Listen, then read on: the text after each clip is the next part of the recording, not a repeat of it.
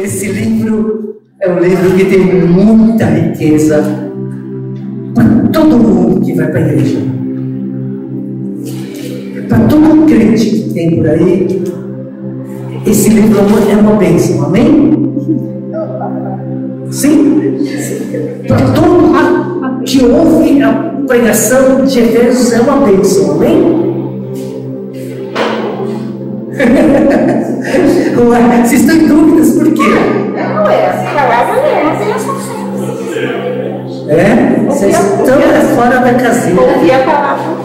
Vocês estão fora da casinha. Não é. Não é. Este livro só é bênção, só foi escrito para quem? Igreja que estava aí? Éfeso. Não.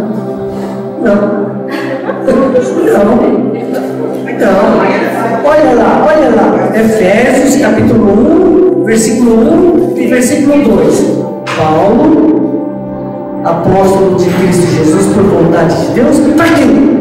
Aos santos que vieram e fiéis. Então, o livro de Efésios foi escrito para os santos e para os fiéis no final. Não foi escrito para o crente, não foi escrito para o mundano, para o ímpio, para o amigo, para o parente. Não! Foi escrito para os santos e fiéis. Eita! Sim, está na Bíblia? Então, tinha crente lá, tinha gente lá em Éfeso, mas não era para eles. Era exclusivamente para os santos e fiéis em Cristo Jesus. Parou para pensar nisso? Uma carta riquíssima. Mas alguns estudiosos da Bíblia se apaixonaram por esta carta. Alguns dizem que é a princesa das cartas, uma das mais ricas.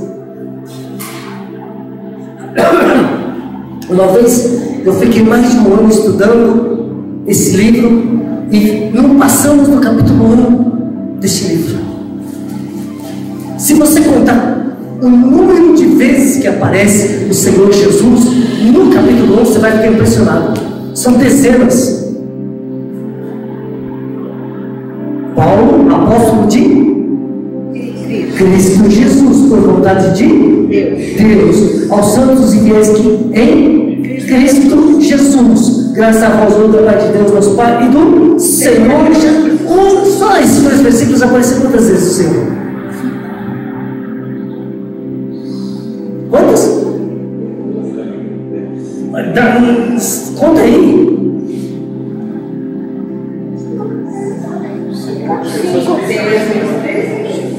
Tá certo?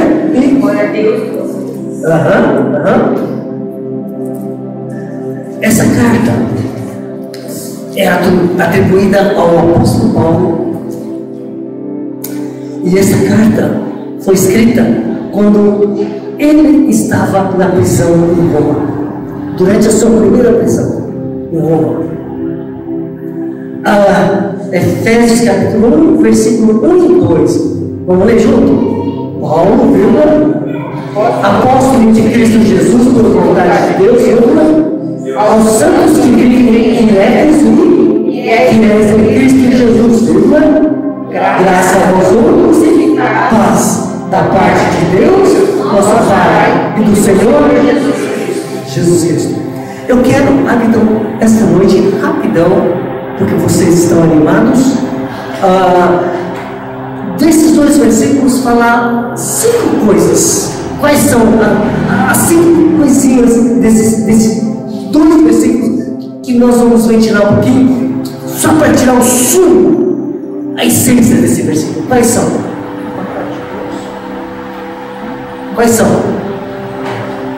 Rapidão. Fala sobre a graça. Fala. Graça. Uma. O que mais? A vontade. Não é a vontade de Deus? Eu vou falar sobre isso. Fiel. Paz.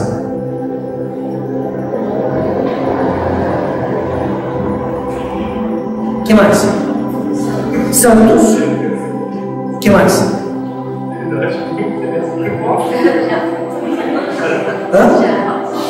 Apóstolo. Sim. Apóstolo, santos, fiéis, graça, paz. Falta mais uma coisa que eu quero compartilhar hoje rapidão. 6 coisas. Só nesses 2 versículos. O que é? Não. Da parte de Deus, viu? Nosso Pai. Quero falar sobre essas 6 coisas rapidão hoje. Começando com o apóstolo. Apóstolo significa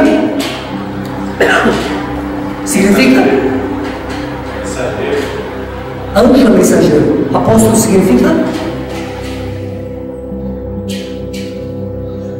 tem mais peso do que mensageiro, viu? Apóstolo significa enviado, representante legal.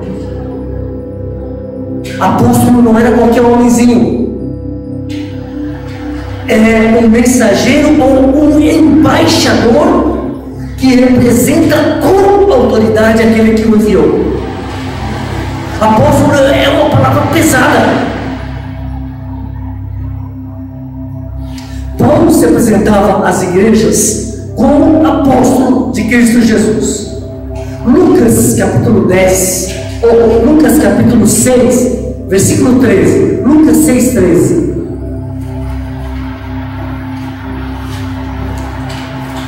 O Senhor Jesus escolheu quantos apóstolos?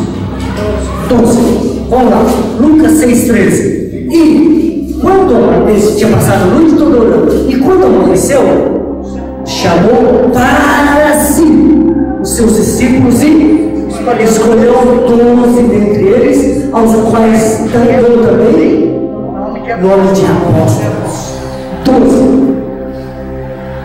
Nesse sentido, apóstolo significa aquele que Jesus chamou para si. Tudo bem por enquanto? Podemos continuar? Ok. Paulo fazia parte desses 12? Não. Se você olhar o nome dos 12 apóstolos lá, Paulo não está lá. Paulo não foi escolhido nesta hora, mas foi escolhido. Sim. Ele foi chamado pessoalmente pelos mesmos Senhor que chamou os 12 apóstolos.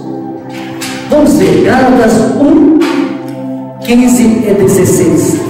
Gálatas 1, 15 e 16. Paulo está dizendo: quando, porém, ao que me separou antes de eu nascer, e me chamou pela sua graça, aprove revelar seu Filho em mim, para que eu o pregasse entre os gentios, sem tendência, não consultei carne e sangue. Pena que a gente não está trabalhando com esses versos tão preciosos. Nós vamos nos ater apenas a Efésios 1 e 2, mas um dia eu gostaria de compartilhar, estudar esse verso com vocês, tá? Em 1 Coríntios capítulo 15, 1 Coríntios 15, 8 e 9, o apóstolo Paulo está testificando à igreja de Corinto a respeito do seu chamado apostólico. Ele fala que os apóstolos foram vistos pelo Senhor. E realmente, depois da ressurreição, o Senhor apareceu a eles quando eles estavam pescando. Mas o Senhor foi visto também por Paulo, como que dizendo: eu também fui chamado, eu fiz o Senhor ressurreto, como o apóstolo Pedro, João, Tiago. Paulo está dizendo: eu também vi. E nesse texto ele fala assim que ele é considerado como que nascido fora de tempo, porque naquele dia que o Senhor chamou os 12 foi bem antes de quando o Senhor chamou Paulo, era fora de tempo. Ele se considerava o menor dos apóstolos. Esse texto fala aí, né? Eu gosto de Paulo quando nos prefácios ele se apresenta: eu, Paulo, apóstolo de Jesus Cristo. Isto parece assim tão normal, mas não é, meus irmãos. É uma coisa de peso. Eu, por mim, nunca escreveria meu nome nas mensagens, mas pode ver todas as mensagens que escreveu meu nome no fim da igreja, para dar cara a tapa. Sabia que muitas dessas igrejas, nem todos admiravam e aceitavam Paulo como apóstolo, sabia? Tinha gente que era oposição, não acreditava, brigava, desrespeitava Paulo, sabia? É importante ele se apresentar como apóstolo, e quase todas as cartas ele fazia isso. Gálatas capítulo 1, versículo 1. Nós vamos ler então os prefácios de algumas, para não tomar muito tempo. Gálatas 1. Vocês leiam comigo, por favor. Paulo, não da parte de homens, nem por intermédio de homem algum, mas por Jesus Cristo e por Deus Pai, que o ressuscitou entre os mortos. Eu vejo Paulo um homem muito sincero, um homem muito responsável, um obreiro exemplar. Ele não tem vergonha. O Senhor Jesus para ele era tudo. Ele tinha orgulho no Senhor. Ele tinha alegria em ser representante do Senhor. Ele não tinha vergonha de dizer que era do Senhor. Paulo, apóstolo, não da parte de homens, nem por intermédio, mas por Jesus Cristo. Que convicção é esta? O que eu conheci de homens que se disseram pastores, por causa de pastores que fizeram deles pastores, aqui em Maringá, vocês não fazem ideia.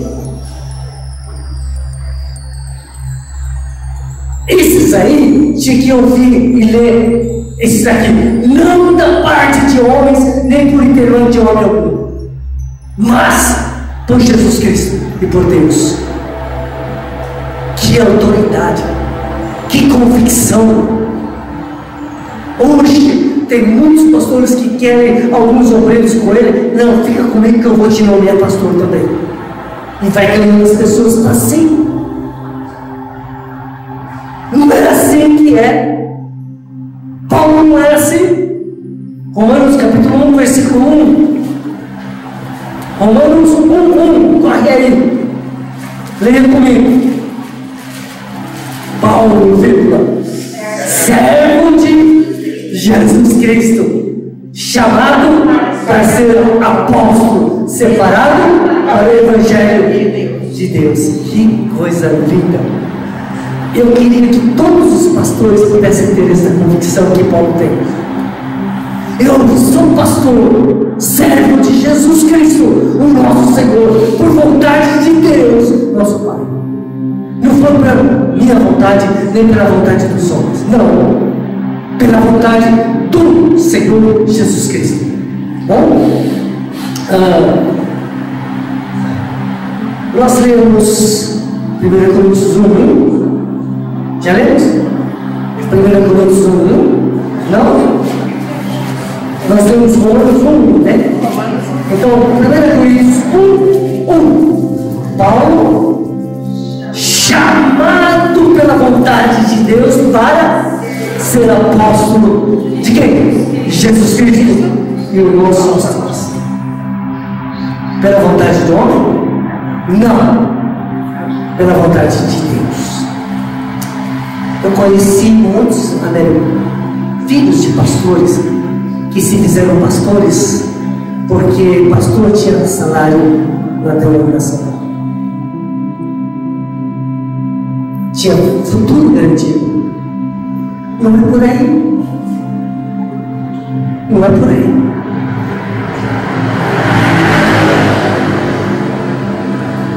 Eu gostaria que os meus filhos todos pudessem servir ao Senhor, porque o Senhor é digno. Mas eu nunca conversei com eles sobre isso, porque se um dia Deus quiser, Deus vai chamá-los. Não vai ser o pai, não vai ser o homem, é Deus. Amém? Amém.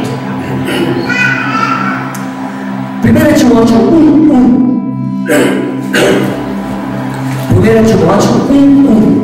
Gosto dos irmãos online que estão firmes com a palavra aberta, ouvindo a palavra do Senhor. Que bom, viu?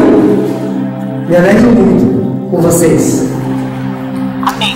Paulo, apóstolo de Cristo Jesus, pelo mandato de Deus, nosso Salvador, e de Cristo Jesus, nossa esperança. Você tem dúvidas que este homem era apóstolo por vontade de Deus, apóstolo de Cristo? Eu não. Eu não. Autoridade, convicção. Se um homem de Deus não tiver essa convicção, meu irmão, está perdido. Está perdido. Olhe para o homem de Deus e veja se ele tem convicção que é servo de Cristo, que ele está fazendo aquilo por Jesus Cristo, porque muitos fazem por si e para si. E muitos crentes não sabem distinguir o mercenário do pastor. O próprio Senhor deu a autoridade para Paulo. Paulo era um apóstolo que tinha autoridade. Vocês querem que eu vá aí de boa ou na xixa? Ele falava desse jeito.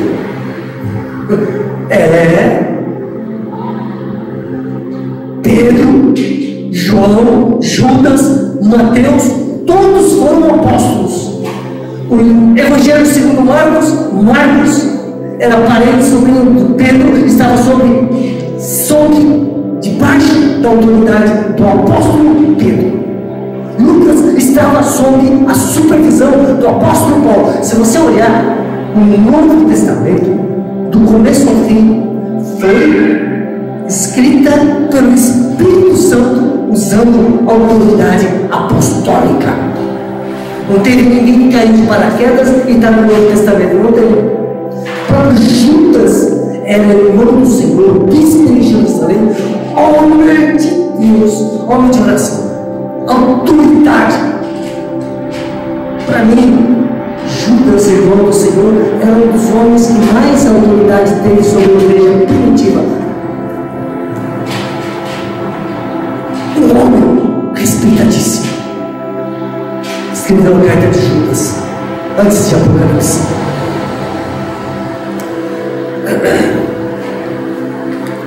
Todos eles receberam de Deus, do Espírito de Deus, uma inspiração especial para escrever cada livro do Novo Testamento. É como se o Espírito Santo falasse e fosse ditando, escreve. O Espírito de Deus escreveu a Escritura usando os apóstolos, palavra por palavra. Isso é uma inspiração para escrever o Novo Testamento e o Velho Testamento. Acabaram de escrever, essa inspiração foi tirada. Não continuou, só foi para escrever. Quando Mateus escreveu o Evangelho de Mateus, acabou o Evangelho, acabou a inspiração. Nenhum deles tinha que continuar escrevendo mais coisas, como a Bíblia Católica coloca os livros apócrifos, escritos por homens. Houve um cânon do Novo Testamento e do Velho Testamento. A palavra cânon significa medidor da verdade. Os pais da igreja, homens santos, atestaram a fidelidade das Escrituras. Não foi de qualquer jeito. Essa Bíblia que você tem não está aqui hoje com esses 66 livros à toa. É de Deus. Nem mais nem menos. Por isso eu não gosto muito, Zeca, do termo apóstolo. Aqui em Maringá tem vários apóstolos. Não gosto. É como se o Senhor Jesus, né, dissesse: eu quero que você seja apóstolo, e então continua escrevendo o Novo Testamento por aí, tá? Eu não acredito, mano. Desculpa, isso é uma opinião pessoal, tá? Eu não acredito que o Senhor precisa de apóstolos para fundar a sua igreja e escrever o Novo Testamento. Não creio. Para mim, apóstolo foram esses aqui. Tem uns que chamam alguns aqui, mas eu não chamo. Ô meu irmão, paz do Senhor na reunião da ordem dos pastores. Não chamo. Não vejo como apóstolo. Para mim não é. Pode ser para muitos, mas para mim não é. Mas quanto ao apóstolo Paulo e essas cartas paulinas, essas eu creio, essas eu me submeto, essas sim. Gosto de ler esses versos que acabamos de ler, porque Paulo deixa claro a respeito do seu apostolado, que era da vontade de Deus e de Cristo Jesus. Gosto quando ele coloca Cristo Jesus. Cristo antes de Jesus. Cristo é o ungido, o escolhido. Cristo, esse título é um título tremendo. Ninguém tem esse título. Ninguém pode ter. Só Ele, o Filho de Deus. Por isso, para mim, quando o apóstolo fala Cristo, ele está falando de boca cheia que Ele é representante do Todo-Poderoso, do Altíssimo, do Senhor dos Exércitos, do Soberano. Por isso, quando eu leio que Ele é apóstolo de Cristo Jesus, eu não vejo que é coisinha de pouca importância. Ele está representando o Todo-Poderoso Deus. É algo forte, sólido. Não se encontra em nenhum outro lugar, em nenhuma outra religião. Quando fala Buda para mim, é um homem, não é Cristo. Vocês me entendem a diferença? Cristo, só Ele. O ungido, o escolhido de Deus para se fazer homem e morrer naquela cruz para salvar toda a humanidade. Jesus Cristo, Cristo Jesus. Ponto final. Nenhum outro mais. Por isso o Atos fala que debaixo do céu não há outro nome pelo qual importa que não sejamos salvos. Cristo Jesus. Não há. Só Ele. Por isso eu gosto da igreja e do evangelho onde tudo está centrado em Cristo. Por isso essa igreja é cristocêntrica. Porque Paulo é cristocêntrico. Cristo significa o ungido de Deus que devia vir ao mundo. E que eu saiba, não houve nenhum outro ungido que viesse ao mundo como Cristo. É o único. Nem haverá outro.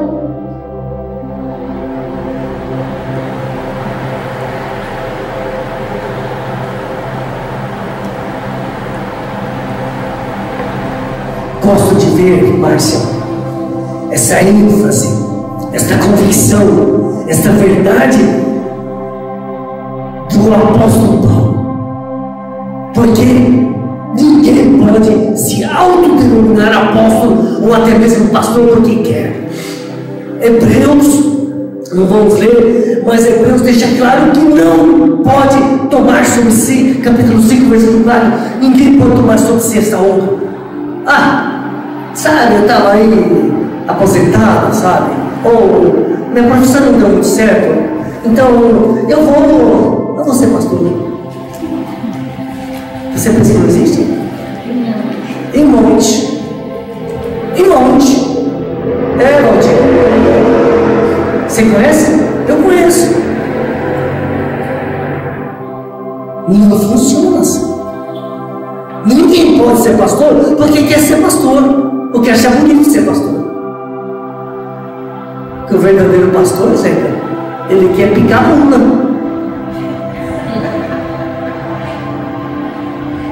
O verdadeiro profeta, Senhor, manda outro, menos a mim.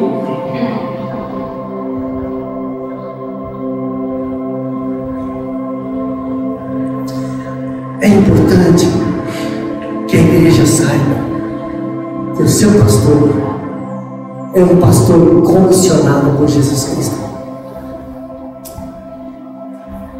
não pela denominação. Eu vi muita gente que não foi comissionada por Jesus e sim por homens.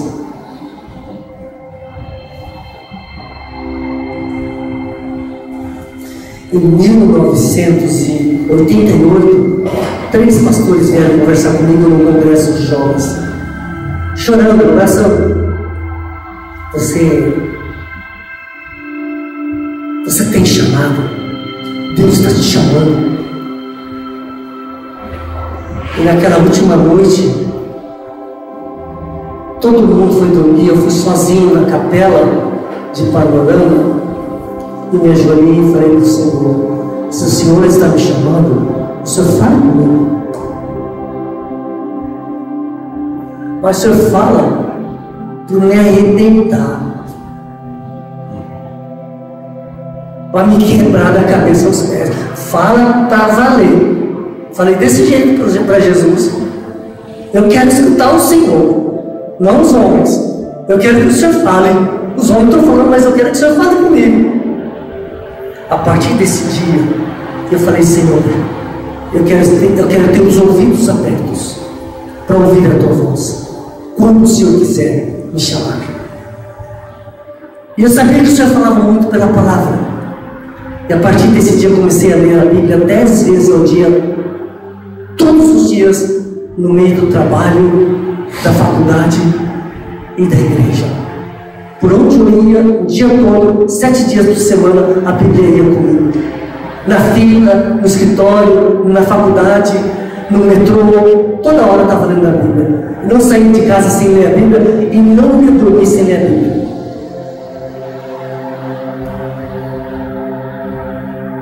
Eu queria que o Senhor falasse comigo. Passaram esses 3 anos ainda, eu estudando bastante para me formar em Direito, e ao mesmo tempo estudando muito mais a Bíblia. 3 anos. E foi no dia 11 de agosto de 1981. Eu falei 1988, mas era 1978 quando os pastores começaram a falar comigo que eu tinha chamado. 78, não 88. Mas em 1981, terça-feira, 6 da manhã, eu ia levantar, não conseguia, porque o Senhor não deixou. Eu estava numa vida tão corrida, que acho que eu não estava ouvindo o Senhor falar comigo. Eu que tinha falado 3 anos antes, o Senhor fala comigo, e eu não estava ouvindo. Então eu tive que botar a mão em cima de mim. Eu senti um negócio aqui no meu peito, mas doía tanto que eu não conseguia mexer e faltava ar para mim. Do nada, sem nenhuma enfermidade, saudável, atleta, corria pra caramba naquela época, viu? E eu não consegui, fiquei 40 minutos. De repente eu comecei a falar: acho que eu vou morrer. E fui no chão. E fui orando, e fui me entregando, fui me rendendo, fui clamando a Jesus.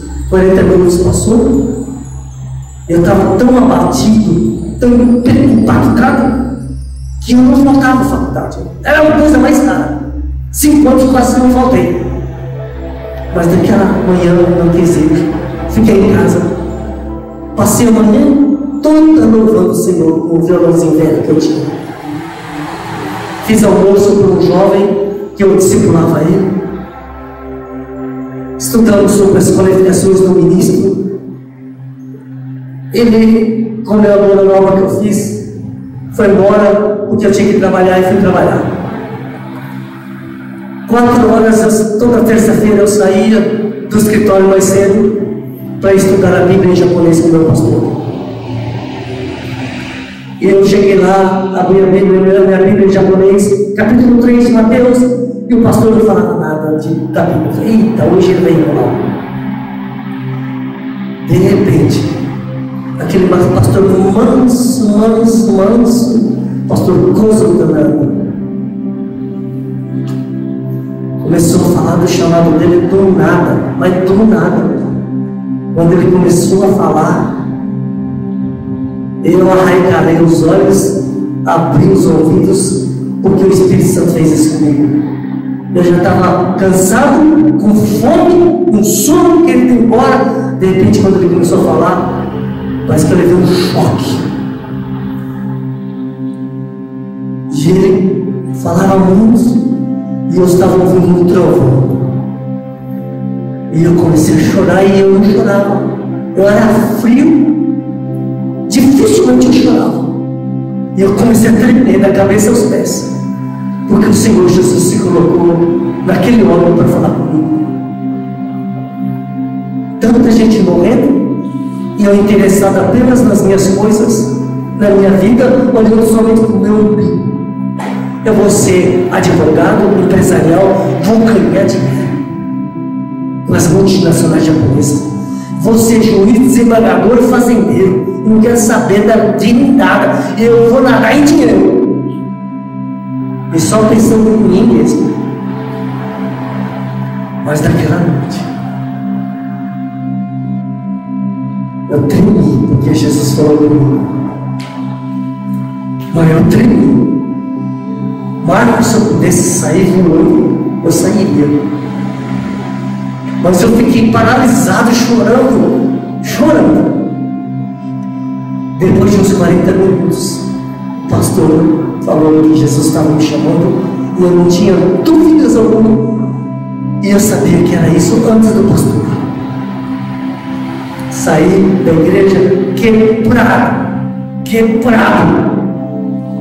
E o Senhor falou comigo: desponte e vai. Larga tudo e vai. Cheguei em casa tão quebrado, com fome, não tomei banho, não jantei, fui orar e dormi. No dia seguinte, quando acordei, como sempre peguei minha Bíblia, tinha um marcador duro, eu falei, e quando eu vi Jonas 3, o Senhor dizendo, desponte e vai. Na noite anterior, o Senhor já estava falando comigo, desponte e vai. Quando eu vi aquela palavra, Jonas 3, desponte e vai, rapaz, a primeira coisa que eu fiz foi fechar aquela Bíblia, cair de joelho e falar, Senhor, estou indo. Minha Bíblia, eu escrevi, estou indo. Senhor, estou indo. Porque eu entendi o chamado. Não foi o homem nenhum, foi o Senhor. E nesse dia, passei a manhã orando e consagrando toda a minha vida ao Senhor. Faltei outra vez na faculdade, mas fui trabalhar no escritório. 15 para 6. O advogado já tinha ido, eu estava sozinho. Peguei minha agenda, puxei sem querer um cartão. E lá estava escrito assim: você experimenta a alegria íntima do renúncia. E eu já tinha renunciado a tudo naquele dia. Parecia que eu estava nas nuvens. Tanta paz. Parecia que eu tinha encontrado a vida, a razão da vida. E Deus confirmou com muita alegria e paz o meu chamado. No dia 12 de agosto de 1981. Eu posso dizer a esta igreja que eu não estou aqui porque eu quero, Senhor me enviou ao seminário. Foram 4 anos difíceis para mim.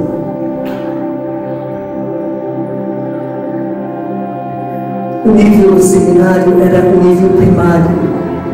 Tinha gente que mal acabava de ser alfabetizado, e eu saí de uma faculdade puxadíssima, elite da sociedade brasileira. Então, para eu aumentar aquelas aulas lentas, fraquinhas, devagar, foi uma cruz, tinha que morrer. 4 anos, eu prometo teria fugido daquele lugar, mas o chamado era tão forte.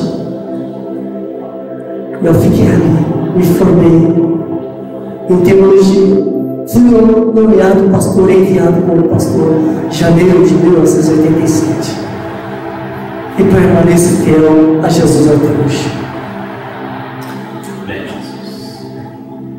Efésios 1, versículo 1, Paulo deixa claro que é apóstolo de Cristo Jesus, chamado pela vontade de Deus. Nesse verso 1, aparece também os destinatários santos que vivem em Éfeso e fiéis em Cristo Jesus. Santos e fiéis. Eu não tinha observado tanto como nessa semana o Espírito falou no meu coração. Santos e fiéis. Os santos são aqueles que foram separados da vida de pecados pela ação da cruz. São aqueles que foram separados deste mundo perverso.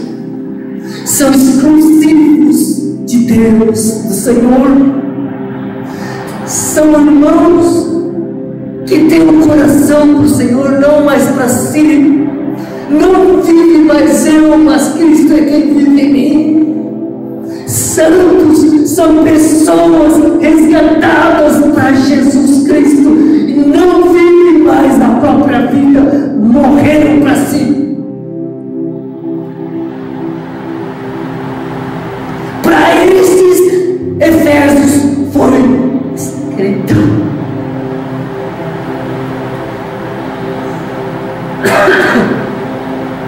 São aqueles que não andam mais na prática do pecado, não andam mais na velha vida, mas andam em Cristo. São desarraigados deste mundo, não são mais aqueles que seguem o curso deste mundo, são verdadeiramente crucificados para o mundo e o mundo para eles. São os puros de coração que seguem a santificação e a paz com todos, como Hebreus fala. Para esses Efésios foi escrita um livro maravilhoso sobre a prática da vida cristã. Versículo 2, Efésios 1, 2.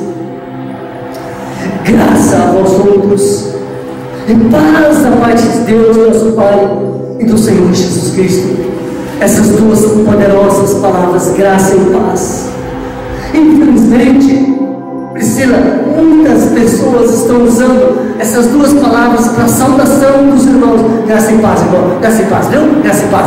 Igreja, graça e paz. Graça e paz, irmão. Irmão, graça e paz. Ei, trem. Virou saudação.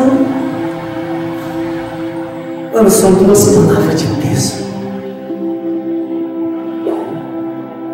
A graça é para santos e fiéis. Já pensou nisso? Por que a maioria não vive Efésios 1, 2, né? Porque não são santos e fiéis. Mas começa a ser. E essas duas palavras, graça e paz, vão ter significado e peso na sua vida.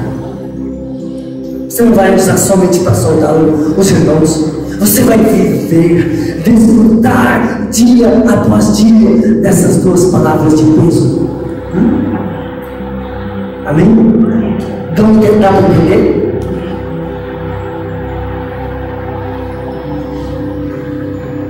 Somente santos e fiéis conhecem o significado.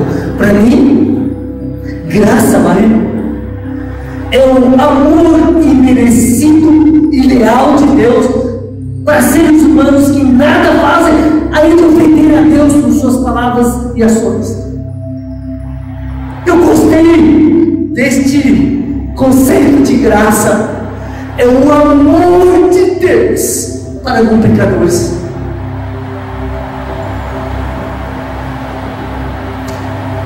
Graça é o amor que constrange, é a ajuda amorosa de Deus a quem nada merece. Graça é o cuidadoso amor de Deus para com os santos e fiéis. Todo agraciado, ele tem plena certeza que Deus o ama.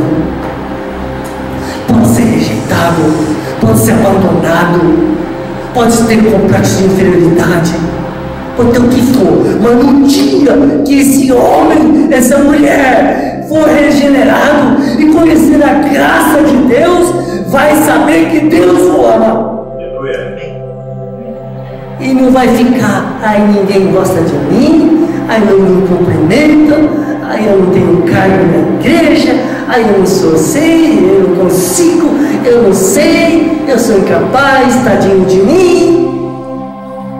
Você não vai ver uma pessoa agraciada falando e vivendo desta maneira. Um agraciado, ele sabe que é amado do Pai.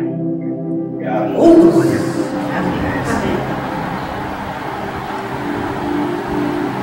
A graça de Deus revela o quanto Ele se importa, cuida e ama dos santos e fiéis.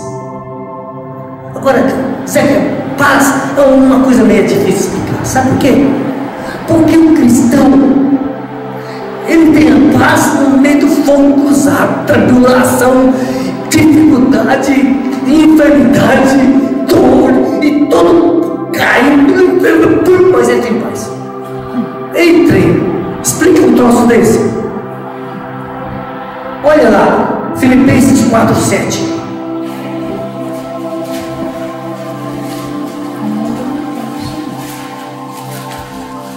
E a paz de Deus, que excede todo, não dá para saber o que é esse negócio aí, gente. Sei que é bom demais.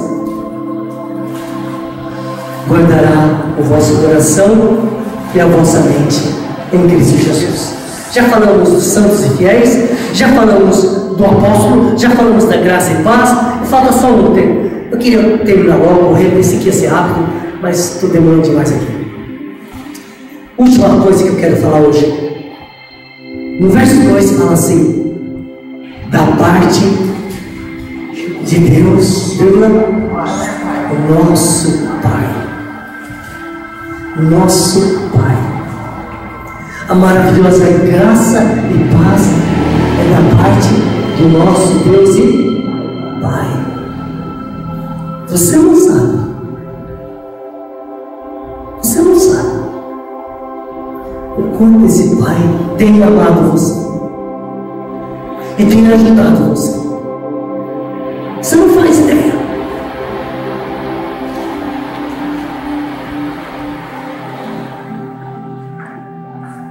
Gosto demais. Santos e fiéis sabem que tem um Pai amoroso.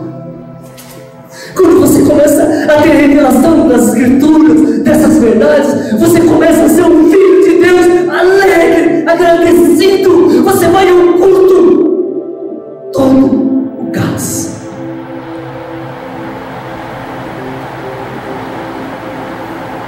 Você sente carinho, conforto, segurança. O próprio Pai dá graça e paz. Somente quem dá graça e paz ama. Eu não posso mais separar graça e amor. Você está com uma raiva desgraçada do camarada lá, você vai querer ter vontade de ajudar ele? Não. Mas quando você ama alguém Você não sabe o que pode fazer para ajudar, para alegrar essa pessoa. Hoje eu estava sentando, eu não sabia o que fazer com a Shelly. Queria com o pai amar, ajudar, sei lá, dar. Quem ama a Gracinha? Deus ama, por isso Ele é o Deus de toda graça.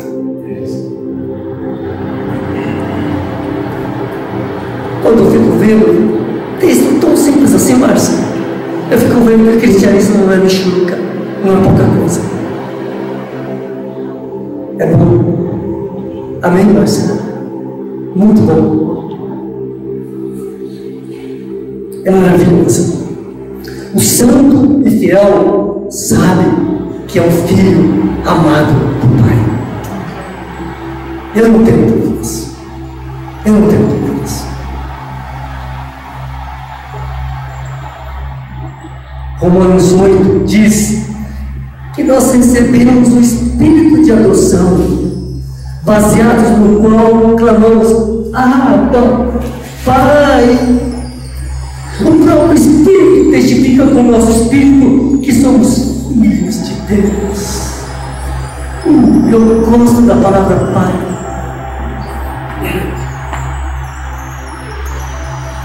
Gosto muito, muito. Ei, acabou. Morreu. Morreu, olha. Acabou. Pilha. Mas o amor de Deus não vai acabar. Jamais.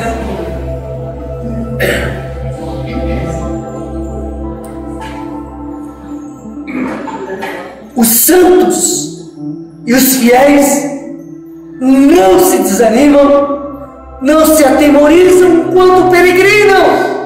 Amém. Porque conhece o amor gracioso de Deus. Amém. Amém.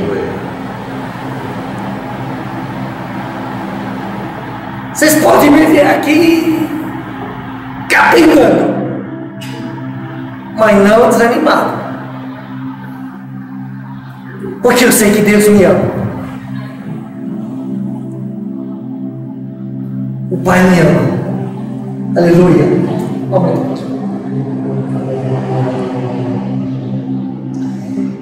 Santos e fiéis recebem esse tipo de mensagem do amor de Deus,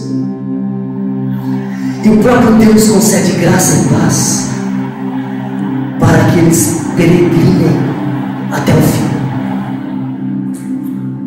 para que eles não desanimem. Ali não para pelo caminho. Você vai parar? Se que amor, você vai parar pelo caminho, sabendo do amor do Pai? Não. Receba a graça e a paz para perseverar até o fim. Por isso Deus está dando para você a graça e a paz. Amém. Para você não ficar desanimado. Deus ama você. Amém. Ele está te conduzindo até o fim. Vamos prosseguir debaixo da graça e da paz do nosso Pai e do nosso Senhor Jesus Cristo. Não tenho dúvidas que Deus ama os santos e fiéis em Cristo Jesus. Amém. Amém? Vamos louvar o Pai. Vamos agradecer a Deus. Vamos orar. Vamos orar.